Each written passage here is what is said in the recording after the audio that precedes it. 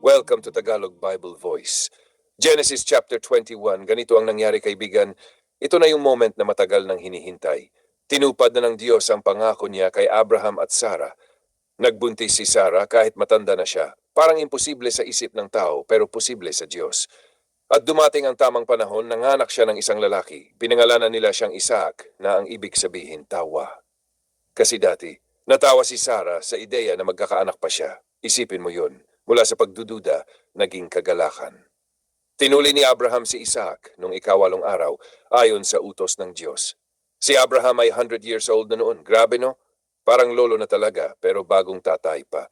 Sabi ni Sarah, ginawa akong pagtawanan ng Diyos. Lahat ng makakarinig nito, matatawa kasama ko. Pero hindi na ito yung tawang may duda, kundi tawang may saya na. Lumaki si Isaac at dumating yung araw na wind na siya, hindi na dumedede. Nagkaroon ng malaking handaan si Abraham, parang celebration ng milestone. Pero doon nagsimula ang tensyon. Nakita ni Sarah si Ishmael, yung anak ni Abraham kay Hagar na parang tinatawanan o inaasar si Isaac. Hindi ito nagustuhan ni Sarah. Para sa kanya, parang may threat sa anak niya. Kaya sinabi niya kay Abraham, palayasin mo si Hagar at ang anak niya. Hindi sila pwedeng makihati sa mana ni Isaac. Mabigat ito para kay Abraham kasi anak niya rin si Ishmael. Parang pinapapili siya, pero masakit sa puso ng isang ama. Pero kinausap siya ng Diyos, huwag kang mag-alala, sundin mo si Sarah. Si Isaac ang magiging tagapagmana ng pangako, pero si Ishmael gagawin ko ring isang malaking bansa dahil anak mo rin siya. Parang sinasabi ng Diyos may kanya-kanyang plano para sa bawat isa. Kinabukasan, maagang gumising si Abraham. Binigyan niya si Hagar ng tinapay at tubig at pinaalis sila kasama si Ishmael. Walang dramatics pero ramdam mo yung bigat, parang tahimik na pamamaalam. Naglakad sila sa ilang ng Beersheba, pero naubos ang tubig. Nanghina si Ishmael. Iniwan siya ni Hagar sa ilalim ng isang halaman, tapos lumayo siya para hindi niya makita ang anak niyang naghihirap. Umiyak siya ng malakas, parang isang ina na walang magawa, sobrang sakit. Pero narinig ng Diyos ang iyak ng bata. Tinawag ng anghel ng Diyos si Hagar mula sa langit. Huwag kang matakot. Narinig ng Diyos ang bata. Tatayo siya at gagawing isang malaking bansa. Parang sa gitna ng kawalan ng pag-asa, may biglang liwanag. Binuksan ng Diyos ang mga mata ni Hagar at nakita niya ang isang balon ng tubig. Parang dati nandiyan lang pero hindi niya nakita dahil sa takot at pagod. Pinainom niya ang bata at nakaligtas sila.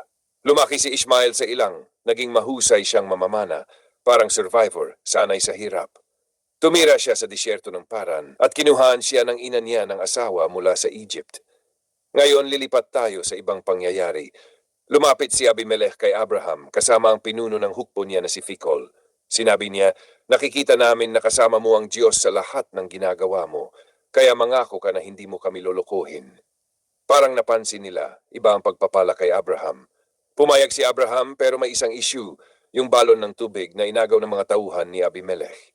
Mahalaga ang balon noon, parang source ng buhay sa gitna ng disyerto. Inayos nila ito. Nagbigay si Abraham ng 7 babaeng tupa bilang patunay na kanya ang balon. Kaya tinawag ang lugar na Beersheba na may kinalaman sa panunumpa o oath. Pagkatapos, nagtanim si Abraham ng puno doon at sumamba sa Diyos. Tinawag niya siya bilang Everlasting God. Parang recognition na sa lahat ng nangyari, ang Diyos ang steady at hindi nagbabago. At nanirahan si Abraham sa lupaing iyon ng matagal. Insight dito, kaibigan, makikita muna ang pangako ng Diyos. Kahit matagal, siguradong dumarating sa tamang panahon. Parang si Isaac, impossible sa umpisa, pero naging reality. Makikita mo rin na minsan may mga paghihiwalay sa buhay na masakit pero may purpose. Hindi dahil pinabayaan ka, kundi may ibang plano ang Diyos para sa bawat isa. At interesting fact, yung pangalang Isaac na ibig sabihin ay tawa. Dumaan muna sa doubt bago naging joy. Parang tayo rin, minsan tumatawa sa pangako ng Diyos dahil parang imposible. Pero sa huli, mapapangiti ka na lang kasi natupad pala. Genesis chapter 22, ganito ang nangyari kaibigan. Isa ito sa pinakamabigat at pinakamalalim na bahagi. Pagkaraan ng mga pangyayari, sinubok ng Diyos si Abraham. Tinawag niya siya at sumagot si Abraham, narito ako. Parang isang taong handang makinig. Sinabi ng Diyos, kunin mo ang anak mong si Isaac, yung nag-iisa mong minamahal, at pumunta ka sa lupain ng Moria. Ialay mo siya roon bilang handog na sinusunog. Grabe, no? Parang pinapagawa sa iyo ang bagay na pinakamahirap, ibigay yung pinakamahalaga sa iyo.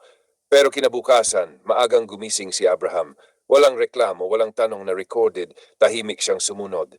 Inihanda niya ang asno, isinama ang dalawang alipin at si Isaac. Pinutol niya ang kahoy para sa handog at naglakbay sila. 3 araw silang naglakad. Isipin mo yun, 3 araw na dala-dala mo yung bigat sa puso. Parang bawat hakbang may tanong sa isip pero tuloy pa rin. Pagdating nila malapit sa lugar, sinabi ni Abraham sa mga alipin, "Dito muna kayo. Kami ng bata akyat para sumamba at babalik kami." Pansinin mo yun, babalik kami. Parang may tiwala siya na somehow may gagawin ng Diyos. Ipinasa ni Isaac ang kahoy, parang siya mismo ang may dala ng gagamitin sa handog. Si Abraham naman dala ang apoy at kutsilyo. Habang naglalakad sila, nagtanong si Isaac, "Ama, nandito ang apoy at kahoy, pero nasaan ang tupa para sa handog?" Ang sakit siguro ng tanong na yun, pero sumagot si Abraham, "Ang Diyos ang maghahanda ng tupa, anak." Pagdating nila sa lugar, gumawa si Abraham ng altar. Inayos niya ang kahoy at pagkatapos itinali niya si Isaac at inilagay sa ibabaw. Walang sinabing paglaban si Isaac, parang may tiwala rin siya sa ama niya.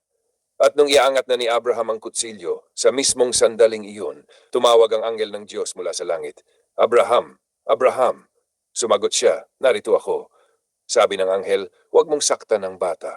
Ngayon alam ko na natatakot ka sa Diyos dahil hindi mo ipinagkait ang anak mo."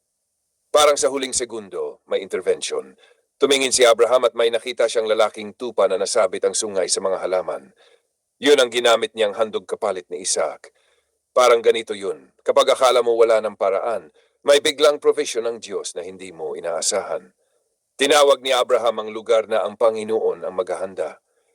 Hanggang ngayon, parang sinasabi pa rin sa bundok ng Panginoon may ihahanda siya. Muling nagsalita ang anghel at nangako ang Diyos kay Abraham, "Dahil ginawa mo ito at hindi mo ipinagkait ang anak mo, pagpapalain kita. Pararamihin ko ang lahi mo tulad ng mga bituin sa langit at buhangin sa dagat, at sa pamamagitan ng lahi mo, pagpapalain ang lahat ng bansa." Pagkatapos bumalik sila sa mga alipin at umuwi. Sa huling bahagi, may balita kay Abraham tungkol sa kapatid niyang si Nahor na nagkaroon ng mga anak kabilang si Bethuel na magiging ama ni Rebecca. Parang maliit na detail, pero importante sa susunod na mangyayari sa buhay ni Isaac. Insight dito, kaibigan, minsan sinusubok ang pananampalataya natin hindi sa maliliit na bagay, kundi sa pinakamahalaga sa atin. Parang tinatanong, handa bang ipagkatiwala kahit ito sa Diyos? Makikita mo rin na si Isaac, yung pangako muntik mawala pero ibinalik din ng Diyos. Parang sinasabi na ang nagbibigay ng pangako, siya rin ang mag-iingat nito. At interesting fact, yung lugar na Moria, ayon sa ibang bahagi ng Bible, doon din itatayo ang templo sa hinaharap. Parang same place ng sacrifice at presence ng Diyos. Tahimik pero napakalalim ng kwento, parang paalala na sa dulo ng pagsubok, may nakahandang sagot ang Diyos kahit hindi mo pa nakikita sa umpisa.